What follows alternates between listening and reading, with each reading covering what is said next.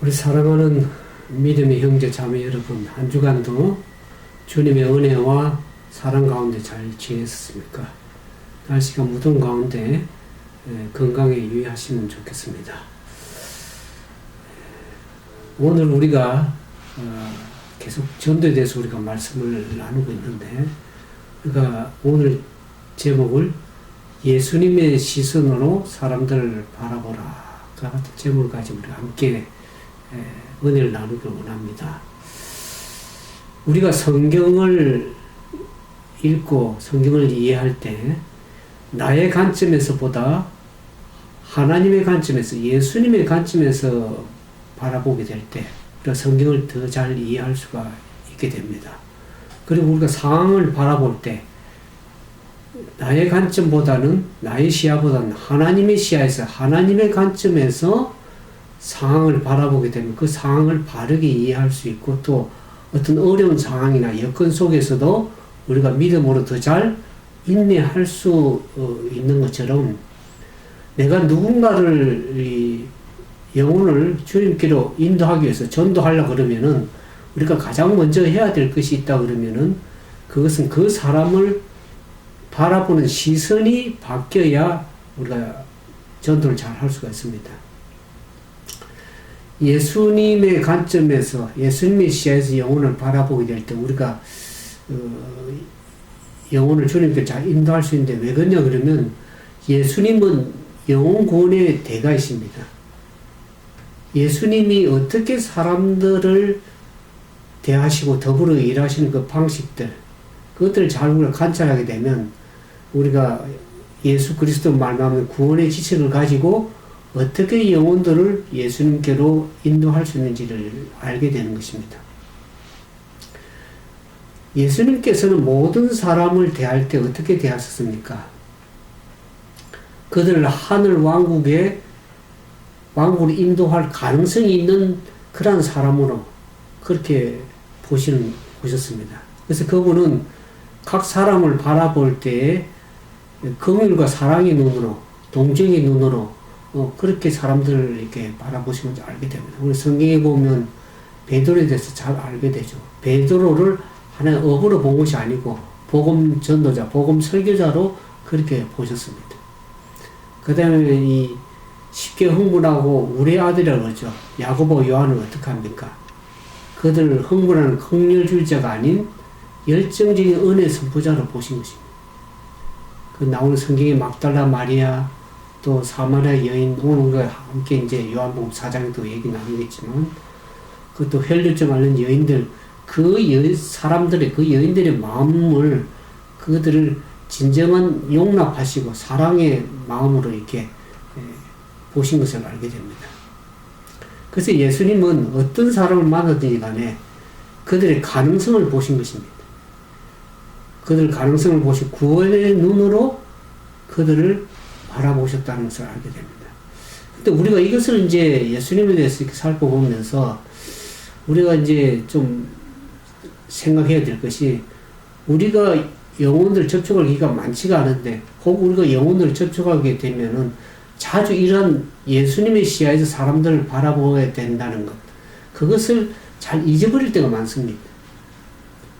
그래서 그것을 잘 잊어버리고 나의 관점에서, 나의 시야에서, 나의 지혜를 가지고 사람들을 종종 바라봄으로써 실패할 때가 많습니다. 그래서 우리 오늘 이 공부하는 목적은 그 예수님의 관점에서, 예수님의 시야에서 사람들을 바라보는 그 훈련이 필요한데 우리가 자주 훈련을 잘 못합니다. 그래서 오늘 말씀을 통해서 우리가 함께 이것을 배움으로 인해서 우리가 영혼들을 접촉할 때 예수님의 시야에서 영혼을 바라보고 생각하고 그렇게 접촉하면 더 우리가 영혼들을 잘 이해하게 되고 영혼들을 주님께로 잘 인도할 수 있기 때문에 우리가 함께 오늘 은혜를 나누고 원하는 것입니다. 그럼 우리가 이 사람들을 바라보는 우리의 시선이 예수님의 시선으로 왜 바뀌어야 될까 하는 것이 이유가 뭘까 하는 생각합니다. 때로는 우리가 종종 그 사람들을 바라볼 때 우리는 어떻게 합니까? 예수님의 사랑의 눈을 바라보는 게 아니라 예수님의 관점을 바라보기보다는 나의 사람의 눈으로 우리가 이제 나이가 계속 들다 보면 이 판단력이 더 선입견이 많이 생기죠. 그래서 그 사람 바라볼 때 예수님의 사랑으로, 예수님의 시야로 바라보는 것이 나의 시선으로, 나의 판단으로, 나의 지혜로 사람들을 평가하고 판단할 때가 너무나 많습니다. 그래서 내가 어떻게 예수님을 시야로 바라볼 수 있는가 하면, 이거는 예수님께서 나를 어떻게 바라보십니까? 예수님께서 저와 여러분을 어떻게 바라보신다고 생각하십니까? 예수님께는 나를, 또 여러분을 긍휼의 눈으로 보시고, 지금 현재보다 나의 먼 미래에 주목하시고, 그래서 그분의 은혜와 용서를 받고 사랑을 받은 자로서 우리가 나를 바라보시기 때문에, 그런 시야에서, 차원에서 나도 예수님의 은혜와 사랑을 받은 자로서 다른 영혼들을 바라볼 때 예수님의 사랑과 은혜를 가지고 바라봐야 될 줄로 그렇게 생각이 들어집니다. 그와 같은 시선으로 바라볼 때 더 잘 우리가 영혼들을 이해하고 주님께로 어떻게 인도해야 될지를 성령께서 지혜를 주시라고 그렇게 생각이 들어집니다. 그래서 내가 누군가를 전도할 때에 그 상대방을 예수님이 나를 바라보는 시선처럼 그렇게 다른 영혼들을 바라봐야 되지라고 그렇게 생각이 들어지는 것입니다. 그래서 전도는 어떤 면에서 나의 마음이 아닌 예수님의 마음으로 할 때에 더 전도가 가능하다고 그렇게 생각이 들어지는 것입니다. 그래서 오늘 우리가 이 제목에 보는 것처럼 까다로운 사람도 예수님께서는 어떻게 그들을 긍휼과 용납의 정신으로, 그런 마음으로, 그런 눈으로 영혼들을 보시고 대하셨는지를 우리가 볼 수가 있는 것이죠. 그분은 현재 있는 그 모습이 아닌 복음의 일꾼으로 미래에 완성된 그런 모습으로 멀리 내다보시는 것이죠. 현재 그 부족한 그 상태를 보시는 게 아니라 미래의 복음을 받아들이고 변화된 모습, 미래에 멀리 내다보시고 영혼들을 대하시는 것을 알게 됩니다. 그래서 우리가 그러한 시선을 가지고 영혼들을 접촉하게 될 때 성령께서 그들의 영혼을 어떻게 지혜롭게 말을 해야 되고 또 그들을 주님께 인도할 기회를 어떻게 감지할 수 있을지를 성령께서 알려주시라고 생각이 들어집니다. 그래서 우리 첫 번째로 보면 이제 여기 두 번째 접촉이라고 하십니다. 예수님께서 어떻게 두 단계로 접촉을 하셨는지를 오늘 함께 보기를 원합니다.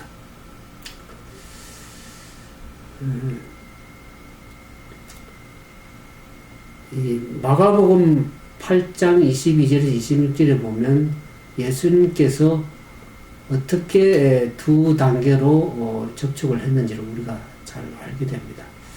여기 이제 마가복음 8장 22절부터 26절에 보면 그 시각장애인 맹인을 치유하시는 사건이 나옵니다. 거기 보면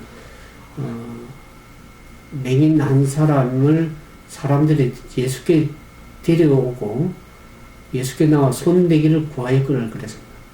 베세다에 이르는데 사람들이 이 시각장애인 맹인 한 사람을 데리고 예수님께 나와갔다 그랬습니다. 그래서 예수님께 간청하죠. 그 맹인을 고쳐주기를 그들이 믿고 믿음을 가지고 예수님께 구하는 모습이 나옵니다. 여기에서 우리가 이제 마가복음 8장 22절 보면 두 가지 중심적인 단어가 나옵니다. 그 사람들이 그 맹인을 예수님께 데리고 예수님께 나왔다는 것이죠. 그 다음에 또 예수님께 나와서 그 손을 대셔서 고쳐주시기를 구하였다 하는 그 두 가지 중심적인 단어가 있습니다. 데리고 오고. 우리가 영혼들을 주님께 인도할 때 데리고 오지 않으면 뭐 영적인 치료든 육신적인 치료든 데리고 오지 않고는 치료가 일어날 수가 없죠. 그래서 예수님께 데리고 오는 것, 그것이 가장 중요한 것이라고 하죠. 예수님께 인도하는 것. 그래서 그 시각장애인은 스스로, 자기 스스로 올 수는 없겠죠. 그래서 누군가가 믿음 가진 사람이, 먼저 믿은 사람이 그 영혼을 데리고 예수님께 데리고 나와야 되는 것이죠. 그 사람 필요를 보고 예수님께 데리고 나왔습니다. 그럴 때 그 시각장애인 맹인이 사실 믿음이 없다 할지라도 그 친구들, 그 데려온 사람들은 그들이 믿음이 있었기 때문에 예수님께서 고쳐주실 것이라는 그러한 바른 믿음을 가지고 있었던 것이죠. 그래서 그분께서 고쳐줄 능력이 있다는 것을 믿고 간곡히 요청을 했다. 구하였다 그랬습니다. 그 맹인이 자신이 예수님께 대한 믿음이 없을지라도 그 친구들이 고쳐주는 믿음을 가지고 나오는 게 중요하죠. 그 성경에 보면 예수님께서 치유의 기적을 행한 사건들이 많습니다. 그래서 그 가족이나 친구들이 사람을 예수님께 데리고 온 경우를 우리가 성경에서 많이 보게 됩니다. 그런데 믿음을 가진 누군가가 예수님께로 데려오지 않으면 결코 우리가 예수님께 나오지 못할 사람들이 주변에 많습니다. 그래서 우리가 우리 주변의 영혼들을 바라볼 때 그들이 필요를 가지고 예수님께 어떻게 나가야 될지를 늘 기도하고 간구하는 그런 마음이 좀 필요하리라고 생각이 들었습니다. 그래서 우리가 해야 될 역할은 뭡니까? 우리가 치료하지 못한다 할지라도 우리가 인도자가 되어서 예수님께로 사람들을 데리고 오는 것이 우리가 해야 될 일이고 우리의 역할이라고 할 수 있겠습니다. 근데 이제 마가복음 8장 22절 26절에 보면 예수님이 그 시각장애인을 2단계로 치료하신 그 이유가 나오게 됩니다. 여기 보면 예수님께서 그 맹인의 손을 잡으시고 마을 밖으로 나가서 눈에 침을 받으시고 그에게 안수하시고 무엇이 보이냐 물었죠. 그 첫 번째 물을 때 그 사람이 어떻게 합니까? 뭔가 보이긴 보이는데 나무 같은 것이 보인다 그랬습니다.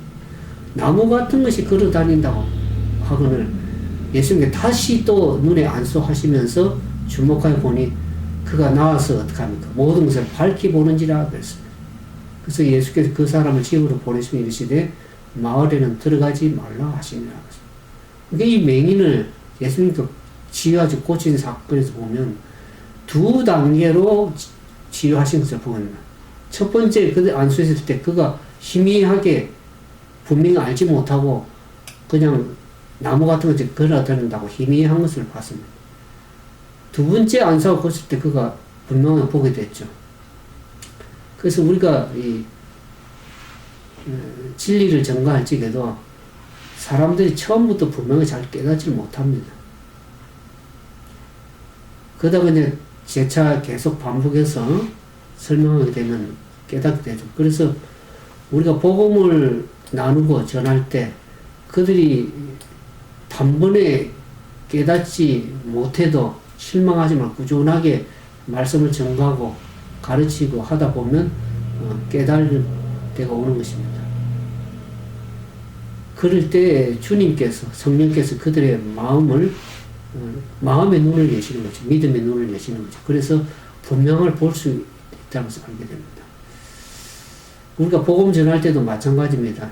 진리의 말씀을 전할 때 사람들이 이 맹인 고치는 게 바로 눈을 뜨고 바르게 보면 얼마나 좋겠습니까? 근데 사람들이 잘 깨닫지 못합니다. 근데 꾸준하게 이렇게 말씀을 나누고 전하다 보면 영혼이 스스로 깨닫고 성령께 지혜를 주셔서 마음의 문을 열고 진리를 깨달는 것을 우리가 종종 보게 됩니다.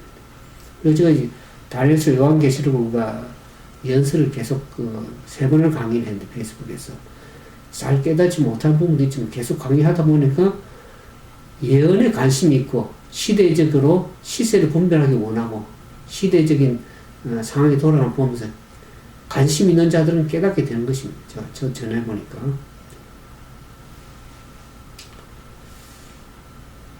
그래서 우리가 진리를 전할 때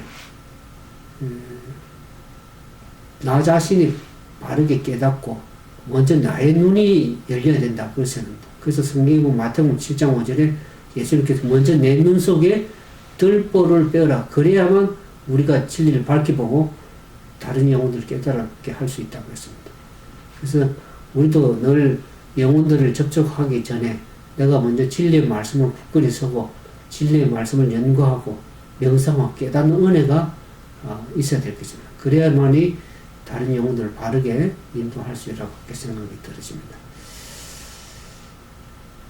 그 다음에 이제 두 번째 우리가 보면 예수님께서 어떻게 영혼들을 접촉하시는 걸 보면 영혼들 관점을 대할 때 그들의 사람들을 바라볼 때 긍휼의 눈으로 또 어떤 면에서는 참 용납하는 그러한 정신, 과도하게 사람들을 용납하시고 절대 그들을 부정적으로 보시거나 비난하거나 비판적으로 그렇게 말씀하지 않는 걸 보게 됩니다. 또 우리는 때때로 영혼들에게 비판하기 쉽고 판단자가 예수님인데 우리가 쉽게 판단하는 예수님의 자리에 가서 영혼들을 평가하고 판단할 때가 너무나 많습니다. 예수님께서는 현재의 모습이 아닌 미래 가능성을 염두에 두고 그들을 보신 것이죠. 그래서 그분은 사람들과 교제할 때 항상 존중하는 모습으로 그 영혼을 대하는 모습이 항상 그렇게 영혼들 귀하게 보시고 하신 것을 알게 됩니다. 그래서 그렇게 대함으로써 예수님께서 제자들에게 하나의 교훈으로, 모범으로 이렇게 보여주실 때가 많았습니다.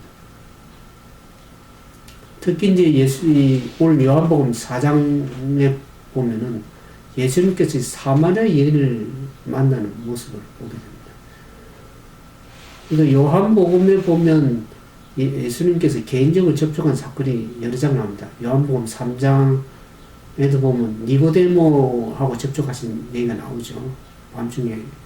그 다음에 4장에 오늘 살펴본 4장에 보면 사마리아 수가 없는가 여인을 개인적으로 접촉하신 얘기가 나옵니다. 그 다음에 이제 그 5장에 가면 38년 된 중풍병자를 접촉하는 그 모습. 그게 예수님께 영혼들을 대중 전체적으로 할 때도 있지만 주로 개인적으로 접촉할 때가 많았습니다. 그래서 이 요한복음 이 4장에 나오는 사마리아 여인을 만나서 전도하신 것이 그것을 통해서 보면 개인 전도의 원리를 우리가 잘 이해할 수가 있습니다.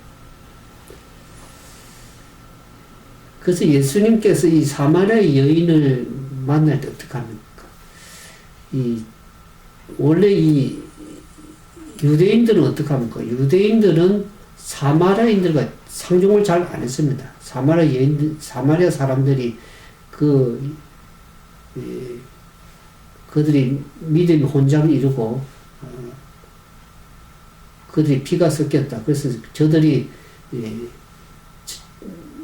사마리아인들과 접촉을 잘 하지를 않았습니다. 그들을 이방인들보다 못하게 그렇게 취급하고, 그렇게 했습니다. 그래서 이 유대인들이 이 갈릴리로 갈 때 사마리아를 통과하지 않고 삥 둘러서 갈릴리로 갔습니다. 사마리아 사람과 접촉을 그 민족적으로 편견을 가지고 있기 때문에 그들 접촉을 피하기 위해서 이 갈릴리로 갈 때 바로 사마리아를 거쳐서 가면 빠르게 갈릴리로 갈 수 있는데 사마리아를 통과하지 않고 삥 둘러서 갔는데 예수님께서는 그렇게 하지 않고 민족적 편견을 버리고 사마리아로 통과를 하셨습니다. 그래서 이 제자들이 좀 당황이 됐겠죠. 그러나 예수님께서 그 뜨거운 땡볕에 정오에 이 여인을 사마리아 수묵 여인을 만나기 위해서 갑니다. 그때 예수님께서 사마리아 여인에게 한 말씀이 있죠. 처음으로 우물가에 물 길러온 여인에게 물을 좀 달라고 대화를 시작했습니다. 그래서 여인이 아니 당신은 유대인으로서 어떻게 사마리아 여인에게 나를 물을 달라고 그러냐 그렇게 얘기를 하죠. 그 제가 이 성경 예수님을 보면서 제가 과거에 이 복음 전도할 때 문수로 전도할 때 사람들을 처음 만나면 좀 그 집에 이렇게 들어갈 때 먼저 물을 좀 달라고 저도 얘기를 했습니다. 그래서 그 사람이 물을 가져오도록 그래서 그러면서 대화를 시작하는 그 일을 여러 번 저도 그렇게 시도를 해봤습니다. 그래서 그때 마음문이 좀 잘 열리는 같은 그런 느낌이 옵니다. 그 물을 좀 달라. 그런 요청으로 서로 대화를 좀 하는 예수님의 모습을 보게 됩니다. 그래서 그러면서 예수님께서 어떻게 합니까? 그 여인에게, 그 여인의 공동 관심사, 물에 대해서 관심사를 얘기를 하면서 그 생수에 솟아나는 샘물을 말씀하시는 그 여인의 마음을 샘물 대신, 생수 대신 예수님께로 마음을 이끌어 가도록 그렇게 유도하시는 것을 보게 됩니다. 그때 이 여인이 어떻게 합니까? 예수님과 예배로, 야, 당신이 우리는 예배를 다른 데 드리는 당신은 예루살렘에서 예배를 드리는 것이다. 이렇게 하면서 예배 논쟁으로 이끌어 가려고 관점을 다른 것을 바꾸려고 그럴 때 어떻게 합니까? 예수님께서 핵심으로 다시 이끌어 가는 거죠.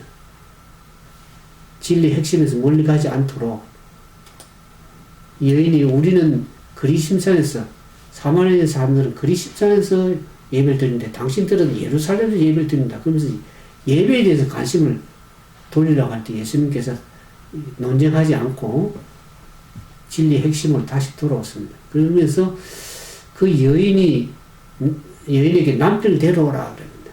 근데 그 여인이 그 문제 지금 자기의 개인적인 수치가 있는 그 문제이기 때문에 남편이 없다고 얘기하니까 우리 같으면 거짓말 하지.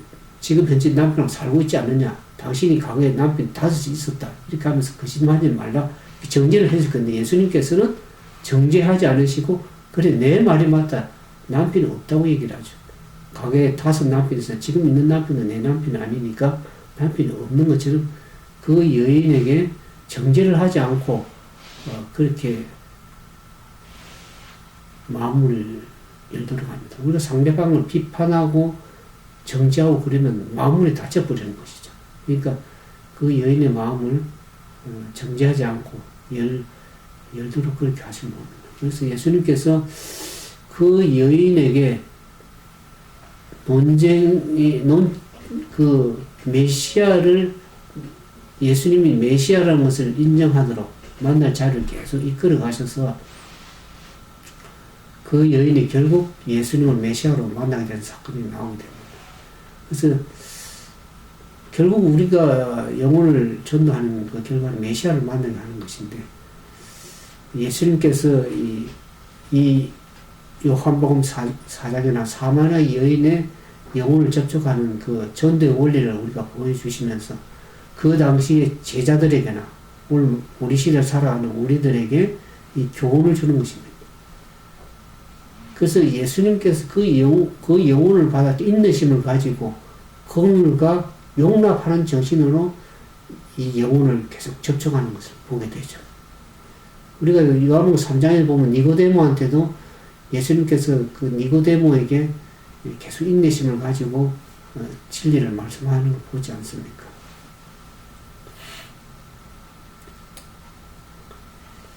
그래서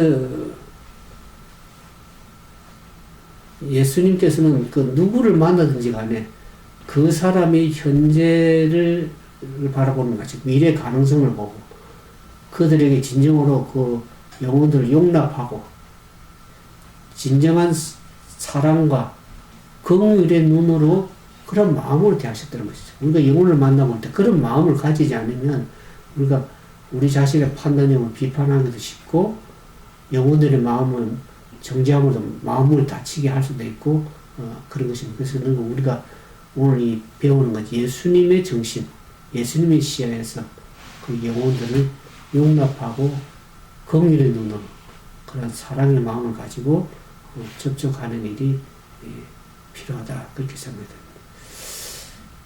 그 다음에 이제 우리가 영혼들을 접촉할 때 예수님의 시야에서 바라보면서 영혼들을 접촉할 때 예수님께서 어떻게 접촉하셨는가 이렇게 보면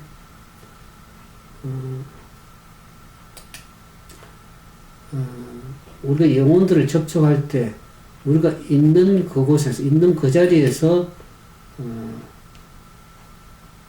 영혼들을 만나는 것이 필요하다. 그런 교훈이 있습니다. 우리가 누군가 무엇인가 영혼들을 접촉할 때 멀리 가서 또 뭐 큰 일을 어떻게 자리가 기회가 오면 영혼을 접촉해야지 그러한 마음보다는 내가 있는 그곳에서 내가 시작할 수 있는 그곳에서부터 영혼을 접촉하고 전도하고 그렇게 해야 된다고 생각이 들었습니다. 예수님께서도 이 사도행 1장 8절에 그랬지 않습니까? 오직 성령이 너에게 임하시면 너희가 권능을 받고 예루살렘과 온 유대와 사마리아 땅끝까지 이르러 내 증인이라. 그러니까 시작이 어떻게 합니까? 땅끝부터 가는 것이 아니고 예루살렘, 내가 현재 있는 그곳, 그 다음에 온 유대 이웃, 그러니까 사마리아 다른 지역, 그 다음에 땅끝까지 이렇게 순차적으로 우리가 일하는 게 좋다고 생각합니다. 그래서 이 예루살렘에서 보통 우리가 주변에서 내 가정에서부터 가정에 있는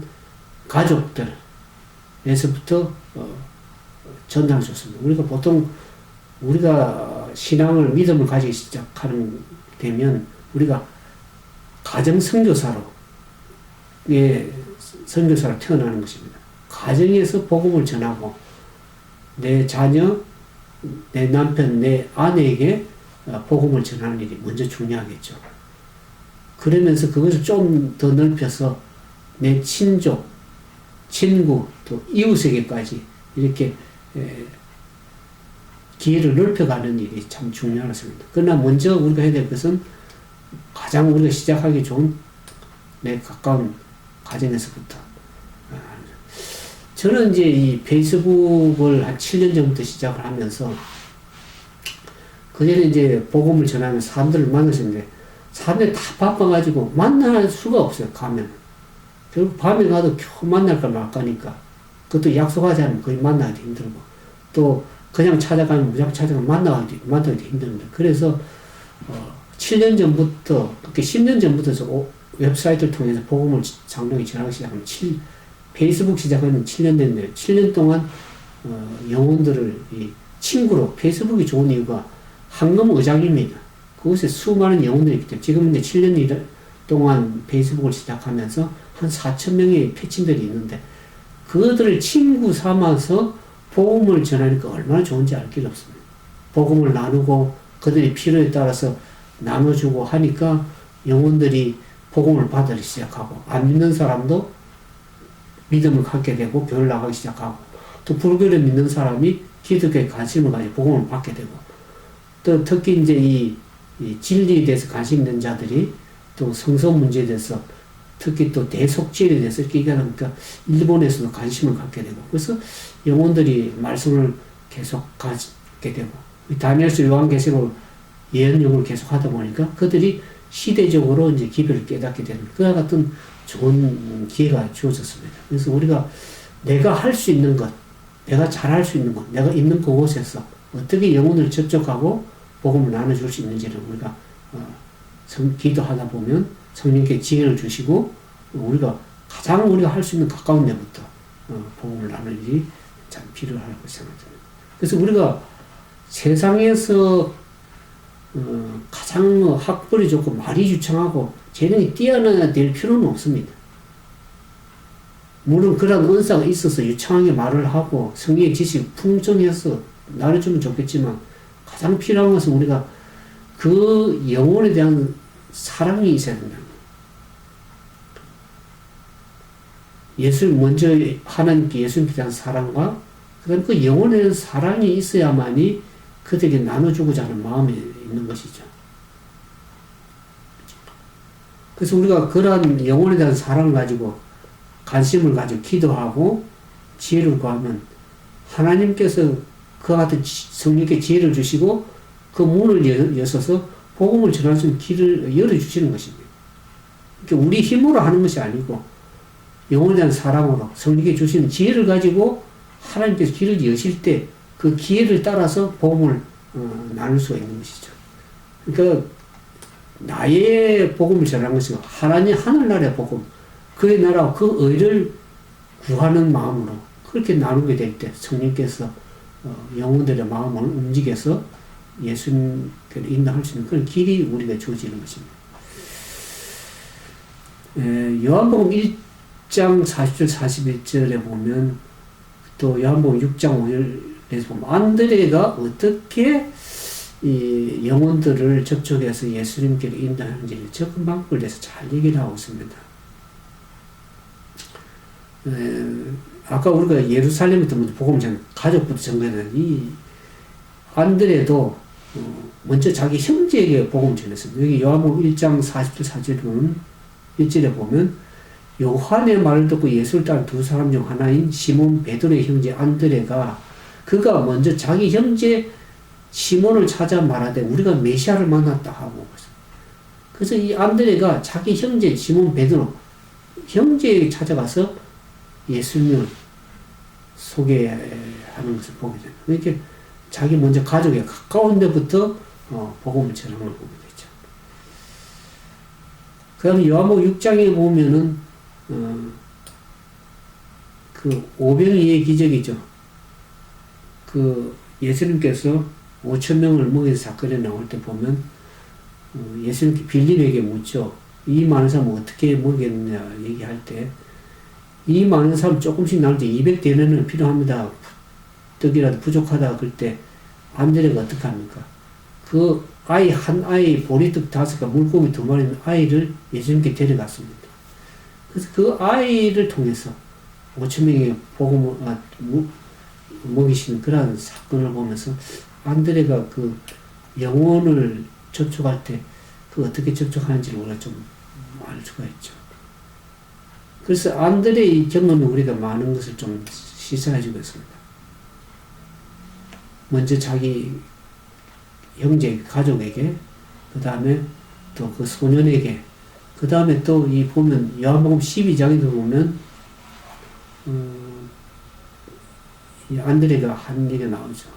명절에 예배하러 올라온 사람 중에 헬라인 몇이 있는데 그들이 갈릴리 베세다 사람 빌립에 같이 가는데 선생님 우리가 예수를 배우고 가나이다 할 때 빌립이 안드레에 가서 말하고 안드레가 빌립이 예수님께 가서 요청을 합니다. 그래서 그 어떤 논쟁, 그 사람을 접촉할 때 신학적인 어떤 논쟁을 가지고 접촉하기보다는 먼저 그들의 필요를 알고 그 필요를 채워주고 그 다음에 그 마음을 열고서 예수님께 인도하는 그 모습을 보게 됩니다. 우리는 먼저 그들의 필요를 알고 그들의 필요를 채워주고 하는 그런 지혜가 좀 필요하리라고 생각됩니다. 예수님, 이 안드레가 그런 지혜가 좀 가지고 있지 않나 그렇게 생각합니다. 그래서 여기 나오죠. 효과적인 영혼의 기술이라는 것은 긍정적이고 애정하는 관계를 형성하는 기술이라고 했습니다. 우리가 효과의 영혼 구원을 하려고 하면 어떡합니까? 그들의 필요를 알고 그들에게 긍정적이고 애정을 가지고 사랑을 가지고 하는 것이 필요하다고 생각이 들었습니다.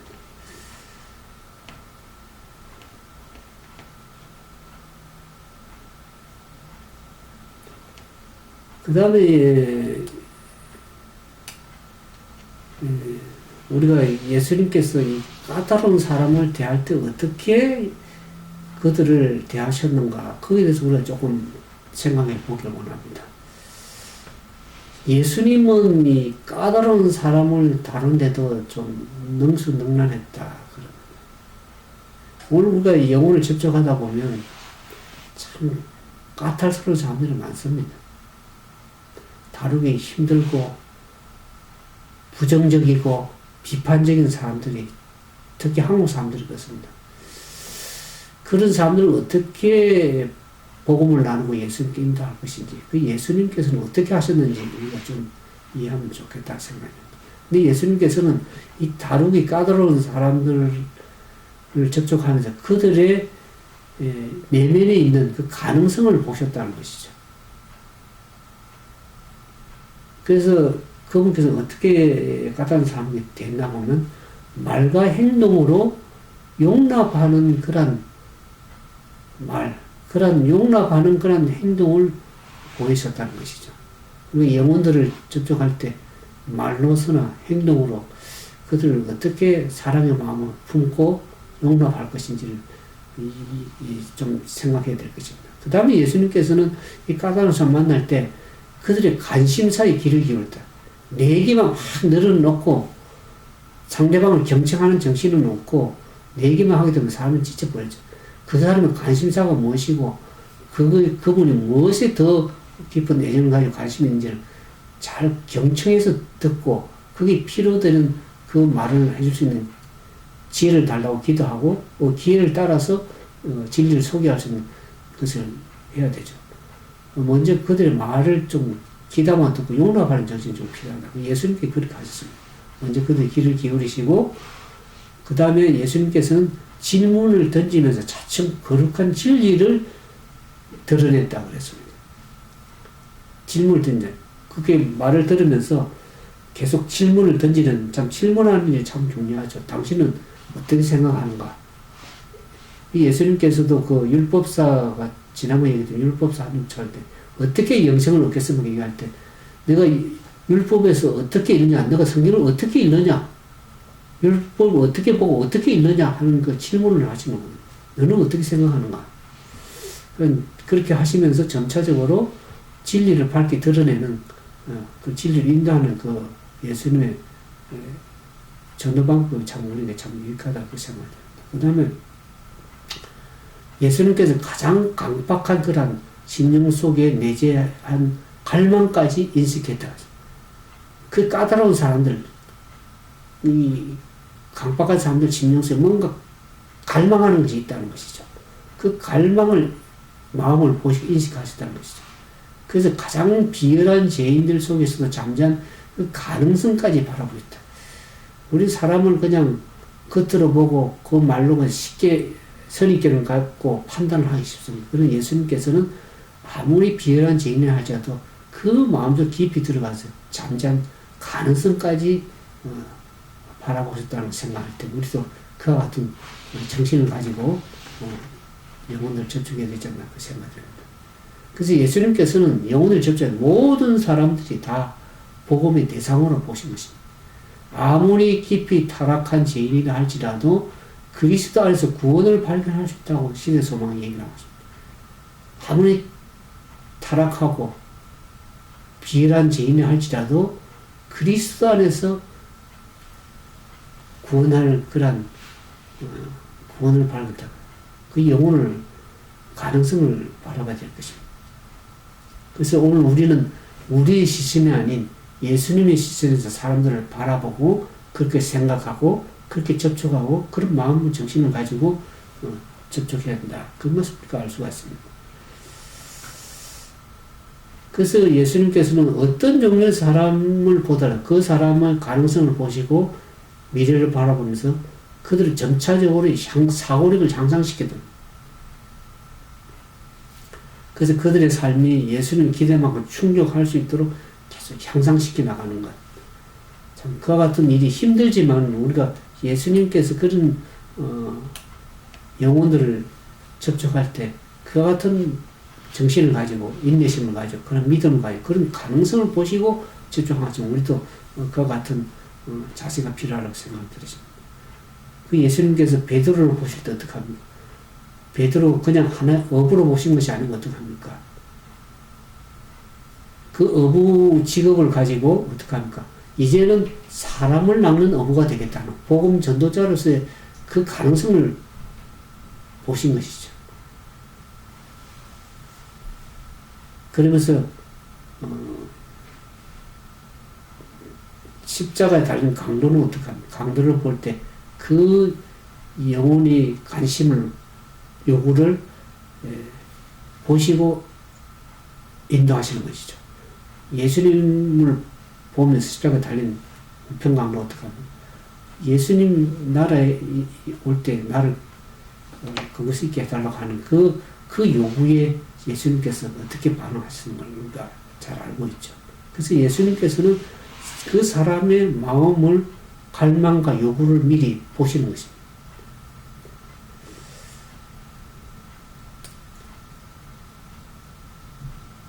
그래서 예수님께서는 어디를 가시든지 또 누구를 접촉하시는데 영적인 가능성을 보셨다. 우리가 사람 바라볼 때 내 시야로 바라보고 저 사람은 가능성이 없어. 그건 내 판단이고 내 생각이고 내 기준에서 보기 때문에 그렇습니다. 우리 예수님의 시야에서 바라보고 예수님의 관점에서 바라보게 되면 영적인 가능성을 얼마든지 볼 수 있다. 그렇게 되는 것입니다. 그래서 예수님께 예기치 않은 그런 상황에서도 하나님 나라에 들어갈 잠재적인 백성으로 그들을 바라보셨다. 이게 참 중요한 얘기죠. 잠재적인 가능성, 아무리 죄가 많고 비열한 삶을 할지라도 그 잠재적 가능성이 있다는 거예요. 그 영혼이 죄로 인해서 더럽혀진 영혼이지만 그 죄가 다 씻겨나가면 그 회복될 때, 영혼이 회복될 때 그 하늘나라의 백성으로서의 잠재력을 예수님께서는 이미 보시는 것이죠. 그 죄가 용서를 받고 그러면 그 가능성을 우리가 볼 수가 있어요.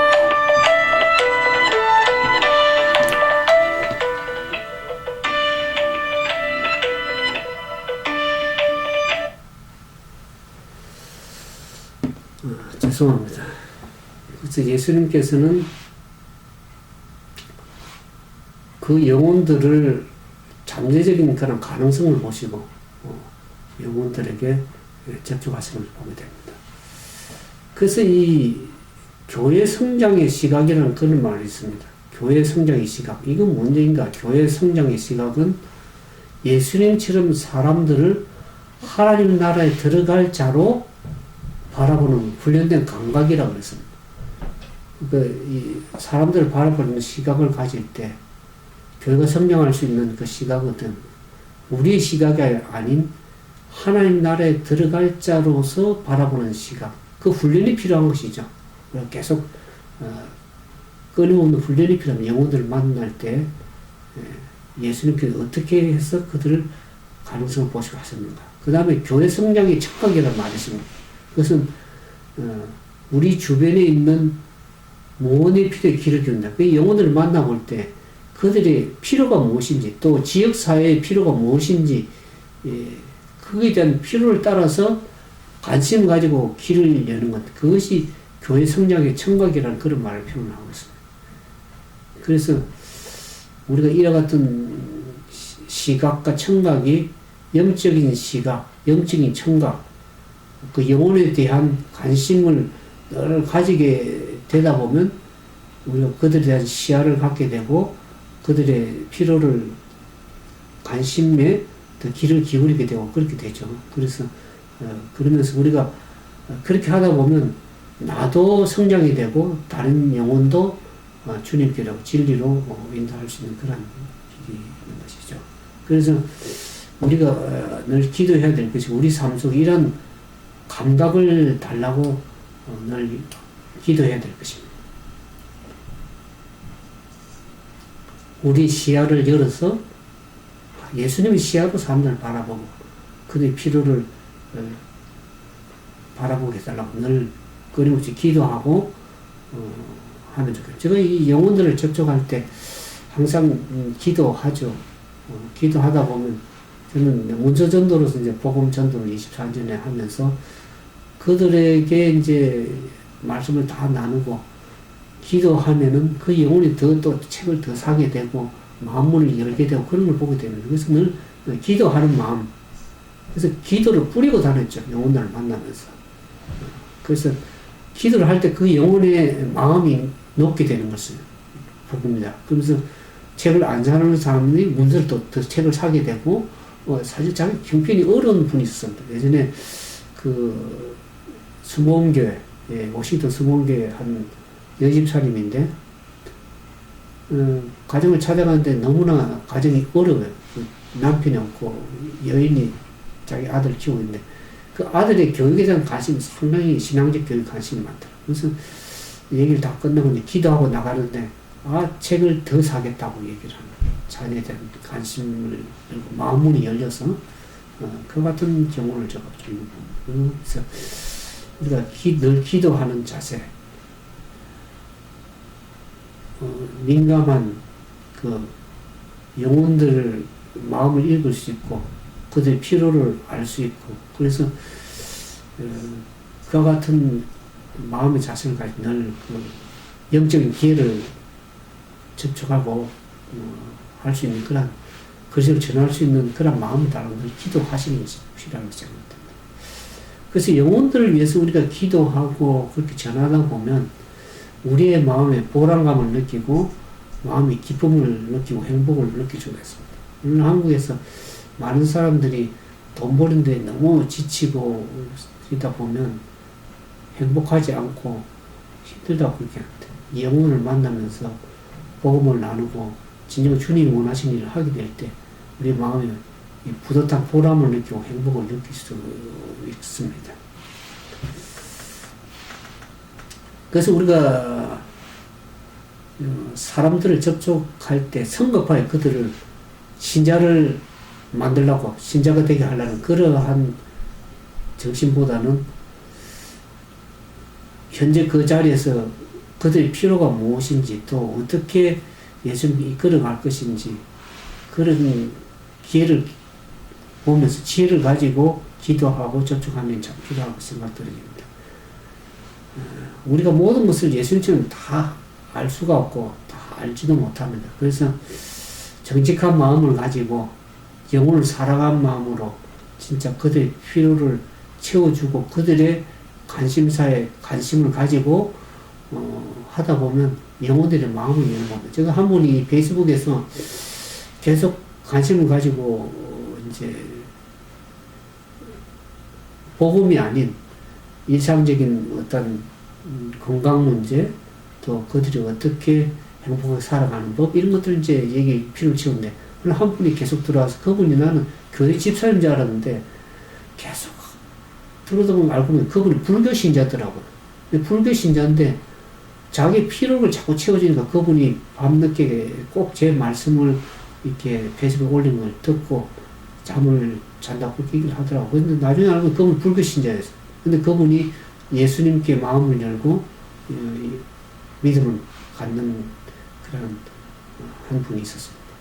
그래서 우리가 끊임없이 꼭 전도하려고 꼭 신자 만들려고 그렇게 하기보다는 그들의 필요를 이렇게 채워주다 보면 또 그러다 복음을 받게 되고 믿음을 갖게 되고 예수님을 마음속에 영접할 수 있는 그런 기회가 주어진다는 것을 제가 이렇게 보게 됩니다. 그래서 그래서 사실 우리가 진실한 마음으로 이렇게 대하다 보면 성령께서 그 영혼의 마음 문을 열어서 감동할 때가 오는 것입니다. 그래서 우리가 전도의 말은 사람이 하지만 그것을 받아들이고 마음을 열게 하는 것은 성령께서 하시고 예수님께서 하시는 일입니다. 그래서 우리가 성령께서 하시니까 우리가 다 할 필요는 없죠. 할 수도 없겠지만 그래서 내가 할 수 있는 건 내게 맡겨진 일 그것을 충성스럽게 행하다 보면 나머지는 성령께서 행하시고 마음을 여시고 그렇게 하는 것입니다. 그래서 우리가 최선을 다해서 기도하는 자세로 또 하다 보면 그들이 마음을 열 때가 오는 것입니다. 그래서 그들의 말을 잘 경청해서 듣고 그렇게 하다 보면 영혼에게 복음을 전할 수 있는 기회가 주어지는 거예요. 제가 한국에서 우리 형제들한테 이제 형제 믿는 사람도 좀 안 믿는 형제도 있기 때문에 항상 전화를 하면서 항상 그들의 관심사, 그들이 하는 말을 귀담아 경청해서 듣습니다. 그리고 그것을 끝나는 것이 아니고 잘 경청해 듣고 기회가 딱 주어질 때 예수님을 소개하는 것이죠. 처음에 예수님 얘기하면 안 들으려고 그럽니다. 사람들이 그냥 그는 당신의 관심사, 나의 관심사가 아닌 것처럼. 그래서 믿음에 관심 없는 자에게 처음부터 그렇게 하는 것이 아니라 그들의 말에 경청해서 들으면 내가 들어준 것이 고맙기 때문에 내가 한 말도 그들이 또 들을 시간을 갖게 되는 것이죠. 그래서 그럴 때 조금씩 이렇게 말씀을 전하고 믿음을 갖도록 그렇게 요청을 할 때가 있습니다. 그래서 우리가 예수님의 마음을 가지고 예수님의 시야에서 어떻게 영혼들을 접촉하고 까다로운 영혼 또 영혼들을 어떻게 용납하고 긍휼을 가진 마음으로 가지고 예수님에 대한 그 예수님의 마음으로 예수님의 시야에서 영혼들을 바라보고 접촉할 때 그들의 마음이 열려지고 예수님을 증거할 수 있는 그러한 기회가 주어지리라 생각합니다. 아무쪼록 오늘 이 말씀 들으면 우리에게 그러니까 늘 기도하고 그렇게 하다 보면 그 하나님께 섭리로서 기회를 우리에게 주어지게 되는 것입니다. 그러니까 이 사도행전을 보면 그 하나님 나라 확장을 섭리로 기회들을 많이 활용한 제자들의 모습들을 봅니다. 그래서 사도 바울의 경험도 그렇고 성경에 보면 여러 경험들 섭리로 하나님께서 그 복음을 전할 수 있는 기회를 계속 열어주실 때 그 기회를 따라서 복음을 전하는 섭리로 인도할 때가 있습니다. 믿음을 나눌 수 있는 그런 기회를 섭리로 하나님께 제공하실 때가 있는 것입니다. 사도행전을 보면 그 8장에 보면 빌립이 전도하는 모습이 나오죠. 빌립이 그 예루살렘에서 가사로 가는 그 에티오피아 그 여왕 간닥의 모든 국권을 맡은 관리인 내시가 그 예배하러 예루살렘을 갔다가 이제 돌아갈 때 성령께서 이 빌립을 통해서 내시에게 접근해서 그리스도를 증거하게끔 하죠. 말씀을 깨닫게 하고 열게 해서 또 침례도 받게 하는 그와 같은 복음을 전하는 놀라운 일을 하게 되죠. 그래서 그 기회가 주어지는 데 따라서 성령께서 문을 여시고 따라서 우리가 영혼들을 접촉할 수 있는 그런 섭리를 그런 기회를 우리에게 주실 때가 있습니다. 그래서 이런 말이 있습니다. 영감의 글에 보면 한 천사가 빛을 구하고 복음을 받아들일 준비가 된 사람에게 빌립을 인도한 것처럼 오늘날도 천사들은 성령께서 혀를 성화시키고 마음을 정연하고 고상하게 하도록 허락하는 일꾼들의 발걸음을 인도할 것이다. 그랬습니다. 빌립에게로 보내심을 받은 천사 자신이 에티오피아 사람을 위해서 일할 수도 있었으나 그렇게 하는 것이 하나님이 일하시는 방법이 아니다. 인간들이 동료 인간들을 위해서 일하는 것이 그분의 계획이시다고 사도행전 109편에. 그러니까 물론 천사를 보내가지고 그 영혼의 마음을 또 일할 수도 있겠지만 하나님께서는 어떻게 합니까? 동료 인간들, 같은 인간, 연약한 인간들, 죄인들을 통해서 하나님께서 동료 인간들에게 접촉하게 하시는 것이 하나님의 방법입니다. 그러니까 하나님께서는 전도에 미련한 것으로 영혼을 구원하며 기뻐하셨다. 그런 말입니다. 미련하게 보이죠. 어떤 사람 영혼을 접촉하고 하지만 그러나 하나님께서는 그 전도할 때 어떻게 하면 우리가 더 기도하게 되고 더 말씀을 알게 되고 예수님의 마음을 더 알게 되는 것입니다. 그래서 그 영혼이 구원을 복음을 전해서 구원을 받게 될 때 그 기쁨이 예수님의 기쁨이 나의 기쁨이 되는 것입니다. 그 기쁨을 우리가 누리도록 하기 위해서 그래서 전도하다 보면 기도도 많이 하게 되니까 결국 내가 성화가 되게 되고 내 품성의 변화를 이루어가는 것입니다. 영혼을 접촉하지 않으면 영혼들의 마음을 알 수도 없고 우리의 품성이 변화가 잘 안 됩니다. 그래서 우리가 전도하다 보면 성경을 더 잘 이해하게 되고 예수님 마음을 알게 되고 그러면서 기도하고 말씀을 연구하다 보면 결국 내 품성이 성화가 되고 나의 품성의 변화를 더 잘 이루어갈 수 있기 때문에 예수님이 그와 같은 은혜를 그런 기회를 우리에게 허락하신 것입니다. 그와 같은 은혜가 우리 가운데 늘 임하게 되어서 내 영혼도 살리고 하나님의 나라의 확장을 위해서 그리스도의 복음에서 하나님의 영광을 돌리는 그와 같은 그리스도의 일꾼으로서 복음의 사명을 이루어나가는 우리 모두가 되기를 주님의 이름으로 축원드리겠습니다. 기도하겠습니다.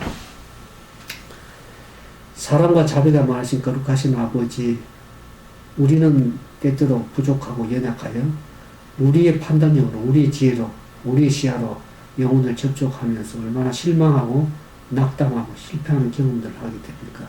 근데 오늘 우리가 같은 우리에게 새로운 지혜를 주시고 또 우리에게 모본으로 예수님께서 어떻게 영혼을 접촉하시고 그들의 마음을 여시고 그들의 현재 모습이 아닌 미래를 내다보시며 그 가능성을 보신 예수님의 마음을 우리가 그 지혜를 배우기 원합니다. 오늘 같은 마음을 성령께서 우리에게 허락하셔서 부족하고 연약한 영혼들을 접촉할 때 우리의 그 같은 하늘의 지혜를 주시고 성령께서 우리의 마음의 은혜를 베푸셔서 그 영혼들을 어떻게 지혜를 가지고 접촉하며 성령께서 기회를 주시고 섭리를 인도하실 때 그들의 영혼을 주님께로 바르게 인도할 수 있는 참된 믿음을 가질 수 있도록 우리에게 은혜를 베풀어 주시옵소서. 그래 우리 영혼이 변화되고 성장하여서 하나님 나라에 들어가 적합한 그런 사람들이 될 수 있도록 도와주시옵소서.